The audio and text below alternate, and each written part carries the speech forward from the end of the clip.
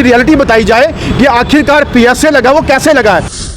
मैं एडमिनिस्ट्रेशन के आगे भी बोलना चाहता हूं कि जो लोगों के अंदर बस इसी बात के अंदर जो है एक क्वेश्चन, मैं बोलता हूं एक सवाल जो है सता रहा है कि गालियों पे पीएसए, आप उनको क्लियर कर दीजिए कि पीएसए किस बात पे लगा है, ये क्यों लगा है, किस चीज़ के लिए लगा है, ये क्लियर कर दीजिए। अगर आपके पास जवाब है वो बता दीजिए, अगर नहीं है तो हम भी मानते हैं कि गालियों पर जो पीएसए है वो नहीं लगना चाहिए। देखिए, एज पर कानून अगर देखा जाए तो इलेक्टेड जो एमएलए होता है उस पे ऐसे बिना किसी मतलब कि पुख्ता प्रूफ के या किसी पुख्ता चीज़ के ना देखते हुए उसको जो है पीएसए नहीं लग सकता।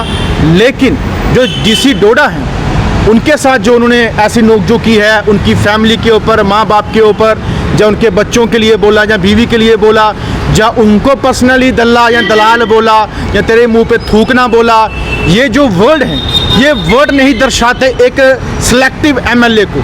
अगर ऐसा होनहार एक नौजवान, एक अच्छा पॉलिटिशियन बन के उभर के अगर महराज मलिक बाहर आया है तो उसको थोड़ा सा अपने वर्ड पे संयम रखना चाहिए, उनको काबू रखना चाहिए कि मुझे किससे कैसी बात करनी है। अगर एक आईएएस है जो यूपीएससी क्लियर करके हर एक फील्ड में, जहाँ जम्मू कश्मीर किसी भी स्टेट में जाके अपना काम करता है और वो 60 साल तक जो है अपनी नौकरी करता है। सिलेक्टिव एमएलए आज 5 साल है, अगले 5 साल में रहे ना रहे वो उसके अपने पब्लिक के ऊपर डिपेंड करता है। लेकिन आईएएस पूरे 60 साल तक, 60 ईयर जो उसकी एज होती है तब तक नौकरी करता रहेगा।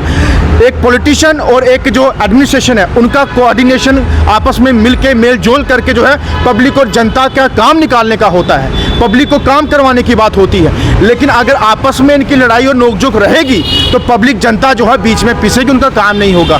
और जिस तरीके से ये आज प्रोटेस्ट धरने दिख रहे हैं, डोडा के अंदर लाठियाँ चार्ज भी हुई हैं, मुझे बताइए ये चीज़ नहीं होनी चाहिए। हमें पीसफुली जो है लोगों को जो है उनकी डिमांड को राइज करना चाहिए और उनकी जो मांग है कि उनको रिलीज़ किया जाए, उनके लिए एडवोकेट उनके सपोर्ट में आए हैं, या कुछ और लोग हैं जो उनकी सपोर्ट कर रहे हैं। तो 13 दिन के लिए अंदर अगर गवर्नमेंट वो वापस लेती है पीएसए तो ठीक है, नहीं लेती तो कोर्ट तो है ही, हमारे पास हाई कोर्ट है, सुप्रीम कोर्ट है, तमाम चीज़ें हैं। आप उन पर जो है काम करिए, उन पर भरोसा रखिए। और अगर आप ऐसे शब्दावली का यूज़ करेंगे तो कहीं ना कहीं जो है एडमिनिस्ट्रेशन हावी होगी और एडमिनिस्ट्रेशन बेखूबी अपना काम करेगी। आपने अपना काम करना है, एडमिनिस्ट्रेशन अपना काम करेगी। और हम चाहते हैं कि इस चक्कर में लोग आपस में न लड़े। जो मैं देख रहा हूं कि किसी को कमेंट कैसे आ रहे हैं, कौन किसको क्या टिप्पणी कर रहा है, ये आपस में लड़ाई करना बंद करें। यहाँ पे राजनीति या एक एडमिनिस्ट्रेशन के साथ अगर कोलैबोरेशन हो के लोगों का भला या समाज का भला हो सकता है, या किसी चीज़ में अच्छी और अपनी बढ़ोतरी या डेवलपमेंट हो सकती है, तो लोग आपस में न लड़े। सिर्फ एक जो डिमांड है उनकी वो राइज करे और पीसफुली राइज करे कि आप भी एडमिनिस्ट्रेशन के साथ, कि पुलिस के साथ पब्लिक लड़ झगड़ के जो है माहौल ख़राब करने का कार्य यहाँ पे ना करें। देखिए, जहाँ तक हमें लगता है कि शायद गालियों पे पीएसए नहीं होगा, तो गालियों पे कभी भी आज तक किसी के पीएसए नहीं लगा। कोई ना कोई ऐसी एफआईआर होंगी जिसके आधार पे पता होगा।